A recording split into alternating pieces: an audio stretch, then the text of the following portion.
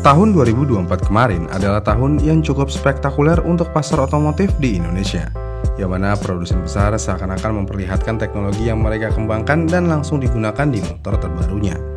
Dan salah satu produsen yang berhasil melakukan hal tersebut adalah Yamaha. Yamaha berhasil membuat pasar otomotif Indonesia cukup berwarna dengan gimmick yang luar biasa, yaitu turbo. Walaupun ini seperti gimmick, namun nyatanya motor Yamaha memang memiliki sesuatu yang baru, yaitu YS CVT. Dengan Yamaha mengeluarkan YS CVT ini secara tidak langsung, Yamaha seperti mengeluarkan parameter baru. Kalau motor matic premium, ya harus begini. Kemudian selain turbo-turboan, Yamaha di tahun 2025 sekali lagi membuat sesuatu yang sensasional lagi, yang mana Yamaha akhirnya memberikan gimmick di motor yang terlupakan ini, yaitu Yamaha Gear. Yamaha Gear mungkin motor yang menyedihkan dalam hal apapun sebelumnya, tapi Yamaha berhasil memberikan sentuhan baru di motor ini dengan cara memberikan kata-kata hybrid. Padahal motornya ya gitu, hybrid-hybridan. Tapi Yamaha dengan lantang menyatakan kalau motor tersebut adalah motor hybrid sesuai dengan namanya. Dengan adanya hal ini sekali lagi, Yamaha berhasil memberikan parameter baru di motor matic entry levelnya. Dengan adanya parameter baru dari Yamaha ini, produsen lain jadi terkesan tertinggal. Tapi menariknya, walaupun produsen lain tertinggal, katakanlah Honda pesaing utamanya, tapi harganya tetap ikut naik seperti halnya motor Yamaha yang memiliki teknologi baru. Padahal teknologinya ya nggak ada yang baru-baru banget untuk motor Honda. Dengan agresifnya Yamaha dalam hal inovasi, semua produsen jadi terkesan tertinggal, apalagi sang penguasa pasar yaitu Honda.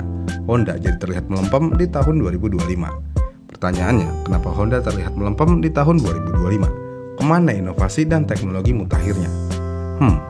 Jadi Honda selama ini memang berhasil merajai pasar motor matic di Indonesia.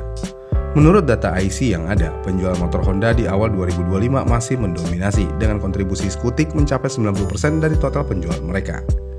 Beat, Scoopy, Vario, Genio, semuanya masuk daftar motor terlaris di Indonesia. Tapi di balik kesuksesan tersebut, kalau kita lihat satu persatu, ada pola yang sama. Desain motornya ya masih mirip-mirip, fiturnya itu-itu aja. Bahkan banyak yang bilang Honda Beat dari tahun 2020 sampai 2025 nyaris nggak ada perubahan signifikan, kecuali striping dan warna bodi. Kemudian sementara Honda santai di puncak, Yamaha kayak lagi lari maraton. Di tahun 2025, Yamaha agresif banget ngerilis motor-motor baru yang penuh dengan fitur kekinian. Bahkan di segmen maxi scooter yang mana motor ini udah laku banget sebelumnya, tapi Yamaha tetap konsisten melakukan upgrade. Dengan adanya hal ini, Yamaha seakan-akan paham bahwa pasar motor matic Indonesia udah berkembang. Sejauh mana berkembangnya? Yang paling mendasar adalah performa dan keiritan bahan bakar. Memang harga bensin akan terus mengalami kenaikan, apalagi bensin subsidi, yang mustahil harganya turun. Tapi kebanyakan orang hampir tidak peduli lagi dengan keiritan bahan bakar motornya, karena 1:30 atau kurang dari itu sudah menjadi suatu yang standar di motor matic saat ini. Jadi ya kebanyakan orang hampir nggak butuh-butuh banget motor matic yang bisa 1:50 atau bahkan 60 jika mengorbankan performa.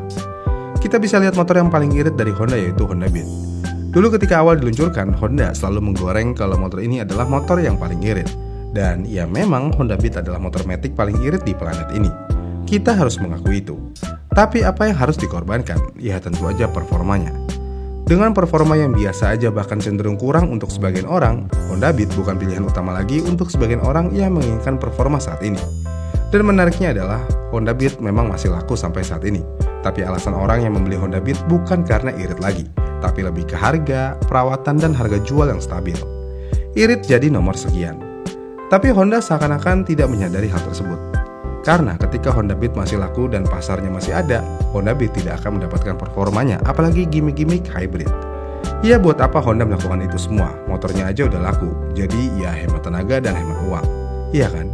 Kemudian selain performa dan keiritan bahan bakar dan teknologi, Yamaha adalah produsen motor paling high-tech sejauh ini.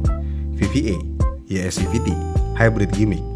Ya, semua itu sudah dikeluarkan oleh Yamaha dalam kurun waktu kurang dari 10 tahun terakhir. Sedangkan Honda, mana VTEC-nya? Katanya PCX 160 mau pakai VTEC, tapi sampai saat ini ya masih gitu-gitu aja. Padahal Yamaha aja nyontek VTEC untuk menciptakan VVA, tapi yang dicontek malah antang-antang aja. Kemudian selain VTEC, mana hybrid-hybridnya? Biasanya Honda mengikuti jejak pesaing jika sukses. Dan terakhir, mana turbo-turbonya? Ya mungkin kita terlalu cepat menyimpulkan mana turbonya, karena Yamaha juga belum lama ngeluarin turbonya. Mungkin aja Honda sedang mempersiapkan itu juga. Ya kita tunggu aja nanti. Tapi kenapa Honda seakan-akan anteng aja, tidak mau membuat sesuatu yang baru yang bisa menggebrak pasar seperti VTEC atau hybrid? Jawabannya tentu aja Honda. Tanpa VTEC, tanpa hybrid, penjualan Honda masih jauh lebih baik daripada Yamaha yang sudah menggunakan VVA dan hybrid. Karena mau bagaimanapun juga, Yamaha mengeluarkan VVA dan hybrid tentu aja untuk mendongkrak penjualan. Tanpa itu mungkin penjualan Yamaha akan lebih jauh tertinggal daripada Honda saat ini. Dengan adanya hal tersebut, Honda pasti akan anteng-anteng aja. Ditambah persaingan ini juga nggak terlalu penting mungkin buat Honda.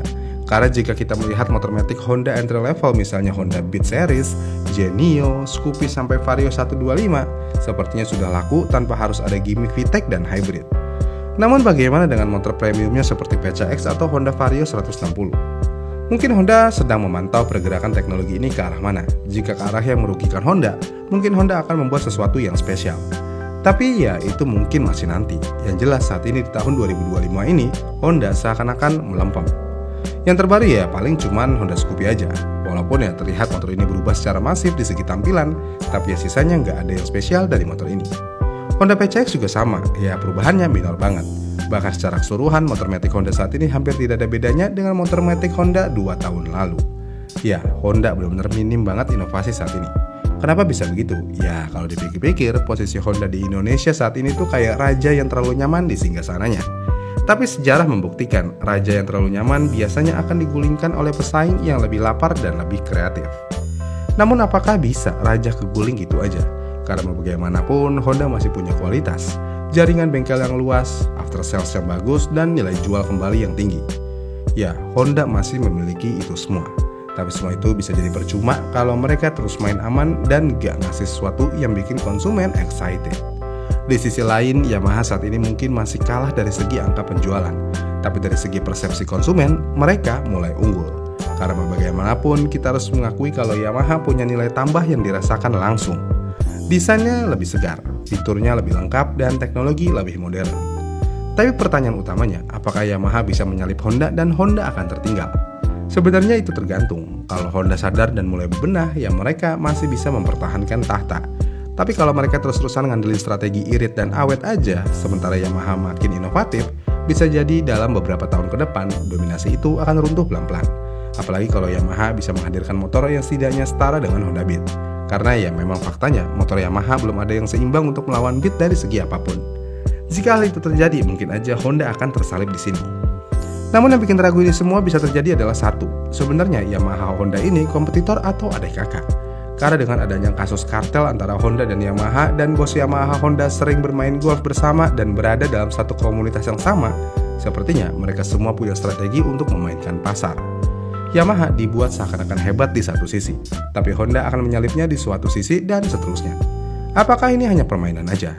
Ya ngapain juga sih ribet-ribet mikirin ke situ. Intinya kalau motornya bagus dan harga masuk akal, ya kita beli. Jika tidak, ya nggak usah. Gitu aja repot, iya kan? Tapi kita harus mengakui, Honda benar-benar melempem di tahun 2025 ini jika diukur dari inovasi Yamaha. Gimana nih menurut kalian? Komen di kolom komentar di bawah ya, dan sampai jumpa di video selanjutnya.